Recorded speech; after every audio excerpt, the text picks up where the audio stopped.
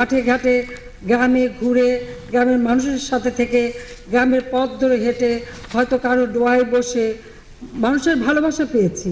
হয়তো গেলে একটা খেজুর পাতার পাটি বিছিয়ে দিয়েছে, সেখানে বসেছি, তারা একটু পান দিয়েছে, অথবা গাছের থেকে একটা ডাব পেড়ে পানি খেতে দিয়েছে। এই যে মানুষের যে ভালোবাসাটা পেয়েছি, এর থেকে বড় আর কি হতে পারে। এবং আমার মাথায় হাত বুলে দিয়ে খালি একটা কথাই বলেছে অনেক, যে মা, তোমার বাবা আমাদের জন্য জীবনটা দিয়ে গেছেন, তুমিও সেই পথে নেমেছো, এত কষ্ট করছো। এই কথা শুনলে কোনো কষ্ট মনে হয় না, মানে এই মানুষগুলির জন্য যেন আরো কত দিতে পারি, আরো কত করতে পারি।